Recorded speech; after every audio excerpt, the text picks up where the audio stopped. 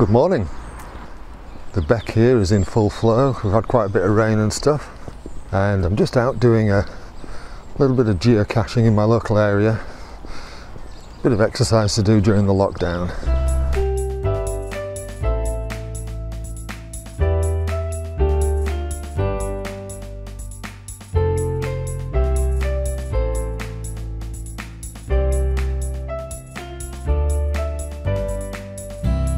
Now the cache that I'm going to look for is available on the free version of the geocaching app, and to get there I'm having a walk through Hull Road Park, which is quite a nice part of York, even though it looks a bit messy at the moment because it's very muddy and wet.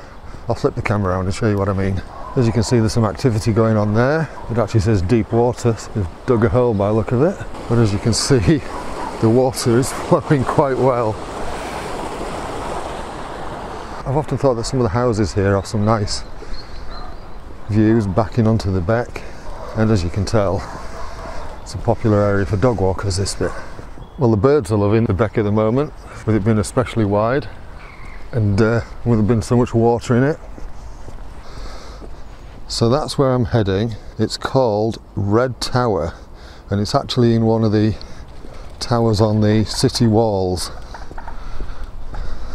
Up here you've got tennis courts and so on. I think there's a bowling green as well. I can see some little football posts for a small football pitch. Just a nice green space in this urban area of York.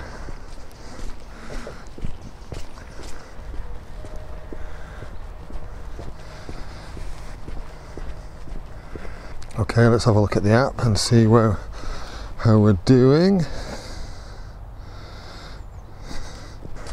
Look at that, how great is that?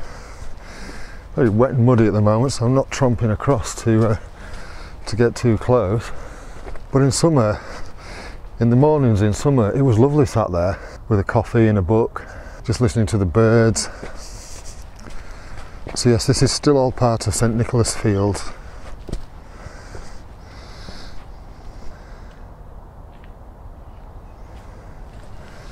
To my left here, just coming up to my old base of operations where I used to work. That is the City of York Council Eco Depot. And when I used to manage cleaners in schools and buildings in York, that's where we were based. One of the best things that ever happened was getting made redundant from there. Doesn't always feel like it at the time when those things happen to you, especially when you're in that limbo period between leaving the one place and starting whatever it is you do next.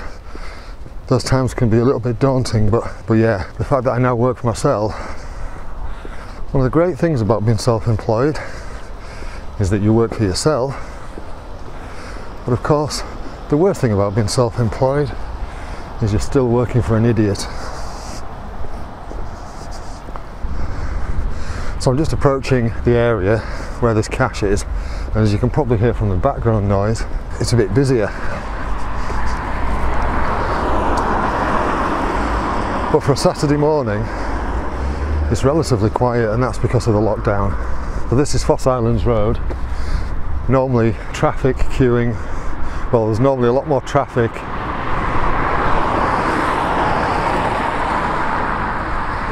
moving in both directions, but not so much today. I think you can see from the app there that I am literally just across the road, and it's just behind that van somewhere. And it's called Red Tower, and that building that's just come into view that stands alone is the Red Tower, and it's along the city walls. So let's go looking. I'm not sure you can see that because of the trees and the reflections. There's no hint on this one. It does say it's just outside the boundary. So what I'm doing at the moment is I'm looking at the bricks to see if there's any unusual signs of displacement.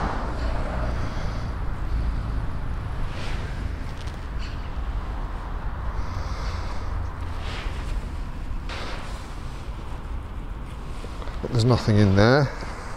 So I was having a look when it says in the log, sorry, in the description, that it was just outside the boundary. So I was looking kind of like, this is the boundary wall, as you can see, and as you can see there are quite a few little holes and so on, so I was having a little bit of a forage, sticking my fingers in, hoping not to get bitten. There is somebody coming along with a dog, so I'm just going to dawdle a little bit and make it look like I'm just filming the tower for something. See what I mean?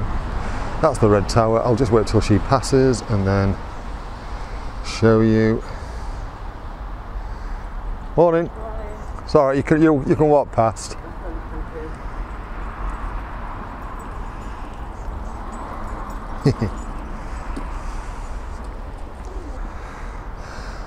And sometimes you have to have a quick look in the activity. You can find other little clues in the activity. Because actually I wouldn't have known where to look. I mean, this undergrowth,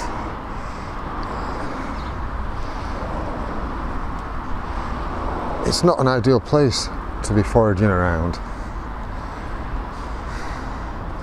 But somebody in the activity said it's a good job one of us was tall enough to reach this. And here it is. And inside, it looks like I'm going to have to get my little geocaching bag out. It helps sometimes when you're doing this to have a few little tools with you. And so I have a little bag with some things that I can leave behind for swappables. If you don't know what swappables are, you need to look a bit further. So there's some little compasses here. There's a multi-tool, and most importantly in here there are also some tweezers so that you can pull the log out. Now the log is a bit wet. It's plastic, which is good, but I don't think my pen would work on there, and it's kind of full. And there's something else in here too. Paper log in a plastic bag, which is a good idea.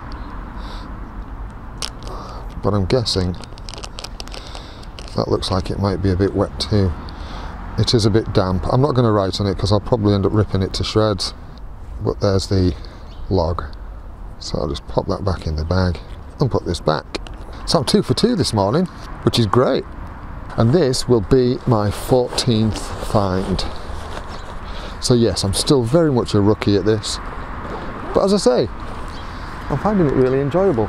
If you've seen the video I did the other day, where I was in the university grounds, you get to find some areas and explore some areas that you've never seen before, even in your own hometown.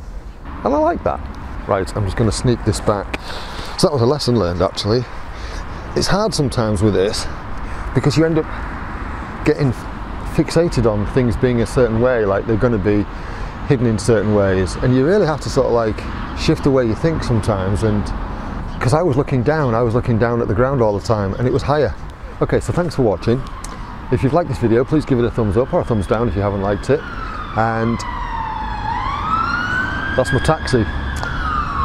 And I'll see you soon with some more geocaching videos, kayaking videos, cleaning videos, all sorts of bits and pieces. So please feel free to give the channel a subscribe if you want to keep watching these. Thank you very much.